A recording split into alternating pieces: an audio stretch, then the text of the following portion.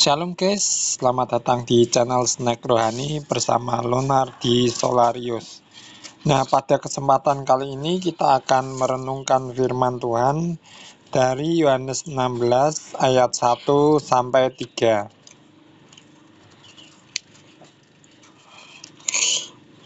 Oke, ini bisa jadi pembukaan yang sangat relatable. Jadi ini versinya yang sedikit lebih mengalir. Shalom guys. Selamat datang lagi di channel Snack Rohani bareng aku Lunardi Solarius. Hari ini kita bakal merenungkan firman Tuhan dari Yohanes pasal 16 ayat 1 sampai 3. Yuk, kita buka hati dan pikiran kita biar Tuhan sendiri yang berbicara lewat firman-Nya. Desain Peace hendak melanjutkan dengan si dan Ryan juga boleh. Oke, masuk ke isi renungan. Siap. Ini isi renungannya ya. Dengan bahasa yang santai tapi tetap mendalam. Yohanes 16 ayat 1 sampai 3 ini sebenarnya bagian dari pesan terakhir Yesus sebelum dia disalibkan. Yesus bilang, "Semua ini kukatakan kepadamu supaya kamu jangan tergoncang imanmu." Artinya apa? Artinya Yesus tahu murid-muridnya bakal menghadapi situasi yang berat, bahkan bisa sampai kehilangan arah kalau mereka nggak kuat secara iman.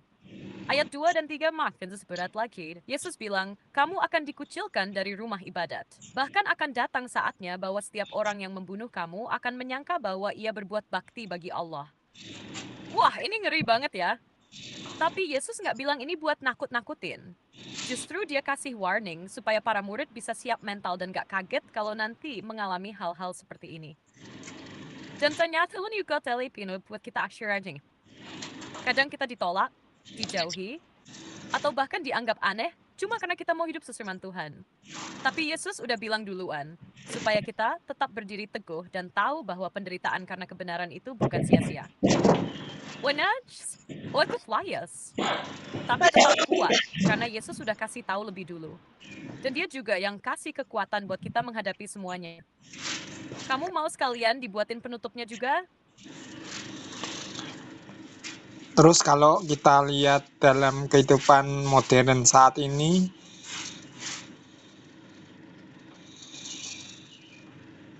Nah, kalau kita tarik ke kehidupan modern sekarang, bentuknya mungkin nggak selalu penganiayaan secara fisik ya, tapi lebih ke tekanan sosial, mental, dan spiritual.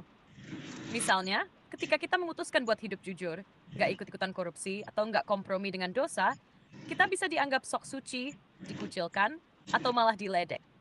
Di media sosial pun, orang yang menyuarakan kebenaran bisa langsung dibully atau dibungkam. Jadi, walaupun bentuknya beda, semangat dari ayat ini tetap relevan.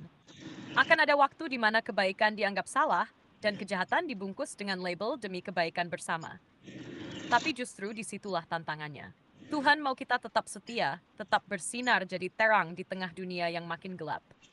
Karena ketika kita berdiri di pihak yang benar, meskipun gak populer, Tuhan lihat hati dan perjuangan kita.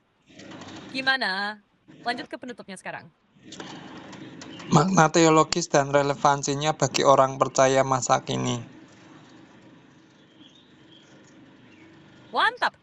Kalau kita bahas makna teologis dari Yohanes 16 ayat 1 sampai 3, ini dalam banget. Ya, yuk kita gali bareng. Secara teologis, bagian ini menunjukkan bahwa Yesus itu sungguh nabi sejati. Dia tahu apa yang akan terjadi dan mempersiapkan umatnya.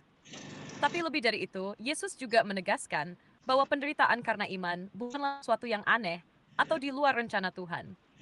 Justru, ini bagian dari panggilan orang percaya. Yesus sedang membentuk murid-muridnya untuk siap menghadapi dunia yang menolak kebenaran.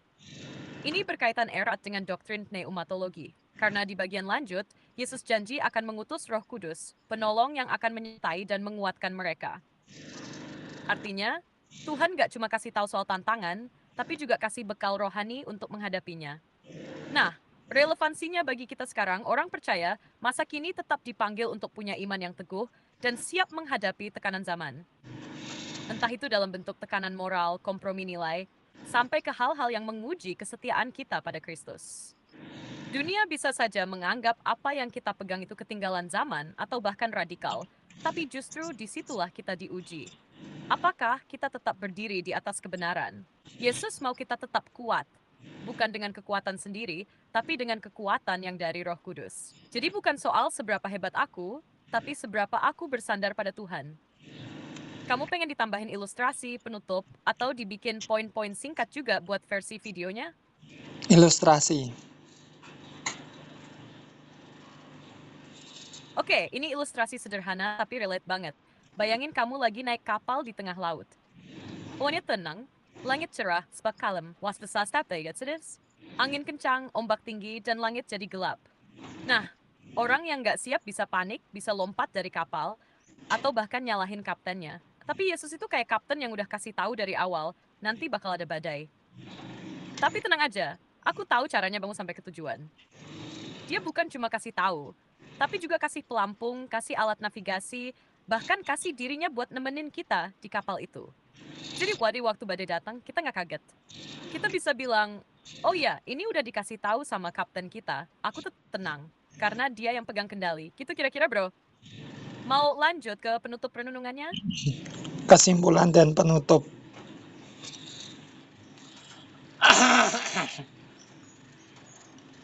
Oke, ini kesimpulan dan penutup yang bisa kamu pakai.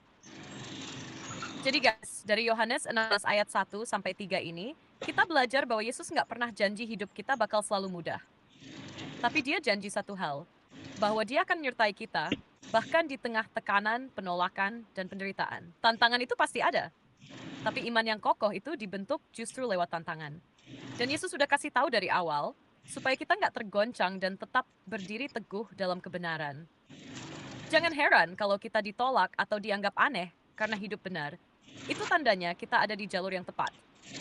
Yuk tetap kuat, tetap percaya, dan terus bersandar sama Tuhan. Karena kita nggak jalan sendiri.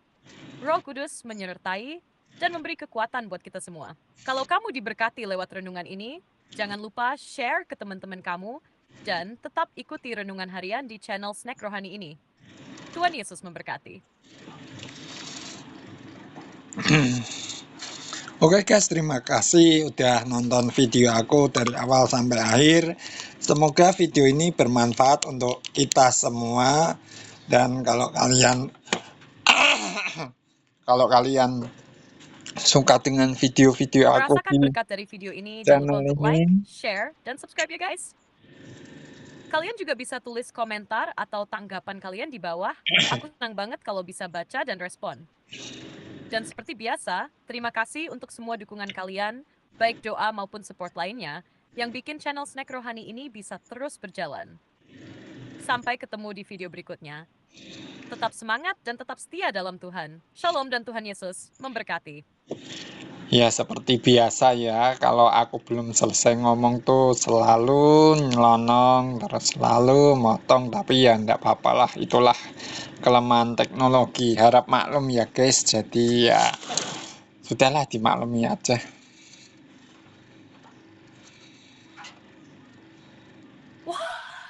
Iya bener juga sih.